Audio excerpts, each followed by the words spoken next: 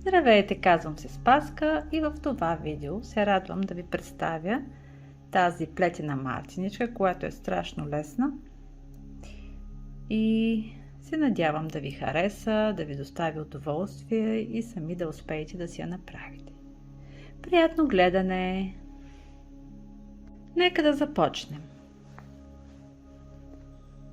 Прави си една такава примка, стартова примка, така да се каже. Прикарвам си куката и си започвам синжира. Съвсем обикновен синжир. Плита и плита.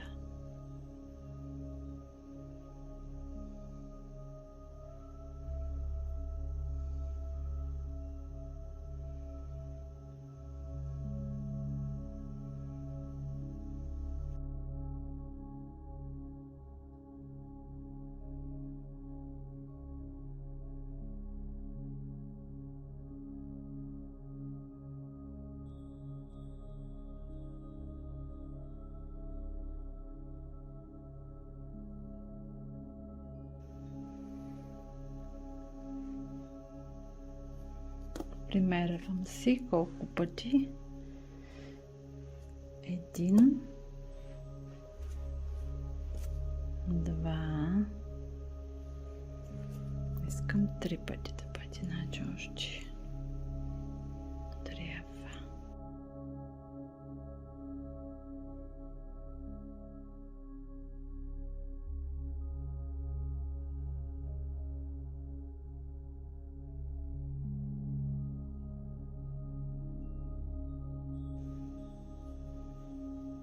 Така, станаха 120 пъти.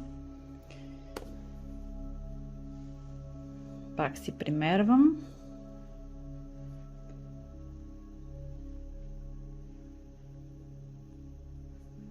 Така е добре. Даже малко в повече. Значи 115. Около 115. Правя си точно толкова синджира и с червената прежда.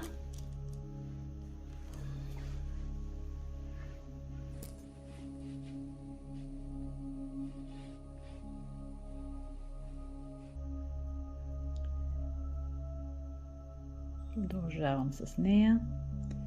Тук стягам.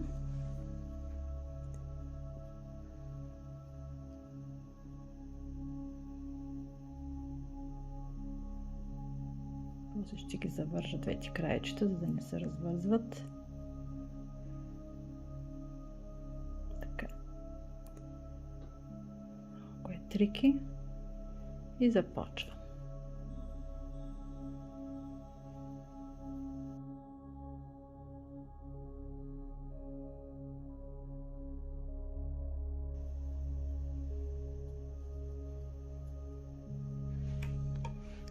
И така, и червения край го свърших. Отрязвам си. Последната примка издърпвам края, за да не се разплита. Стягам си. Средата също.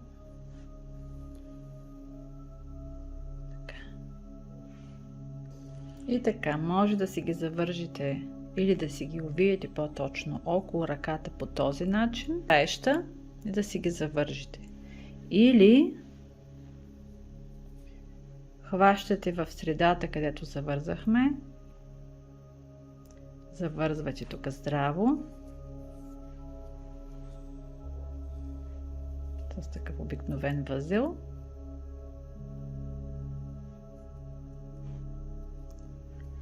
И съответно, може би е по-добре даже първо да се изглади мартиничката, ако по този начин. Хубаво да са двата края успоредни, равни и след това ги завързвате и в другия край. Здраво! И сега си увивам паралелно този начин. Цак. На мен този начин по-ми допада, но оставам на вас. Тук тези краищата може да си ги усучите, както съм показала в много други мартинички. За тия, които знаят как се прави,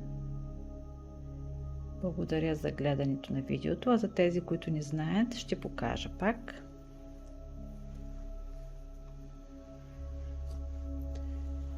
Взимам си моя помощен материал или помощна стиропорна пяна от някакъв си пакет. Слагам си една кърфичка точно на възелчето и започвам да си усуквам краищата. Винаги в една и съща посока. Аз си избирам надясно. Така, мисля, че достатъчно. Освобождавам си кърфичката и си пускам. Готово. Забързвам си тук края, за да не се развържи.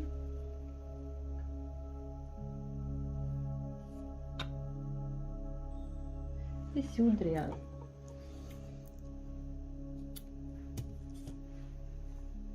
Ето. По същия начин ще си направя този край.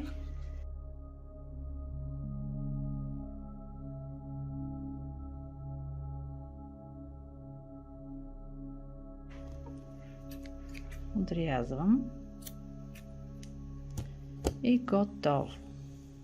Ето. Сега, ако искате, може да се изгладите.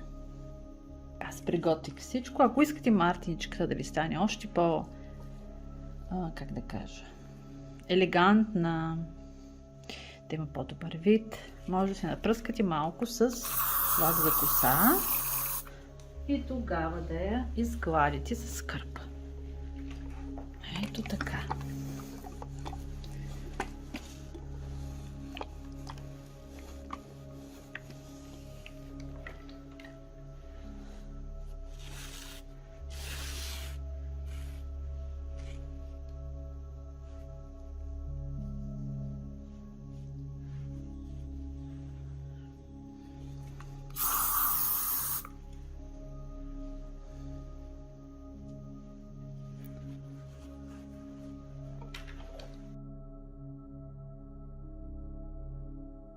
И така, мартиничката е готова. Ако ви е харесало видеото, се надявам да станете мои абонати. Ще се радвам на вашите въпроси. Пожелавам ви хубав ден. Бъдете здрави. До нови срещи. Ваша Спаска.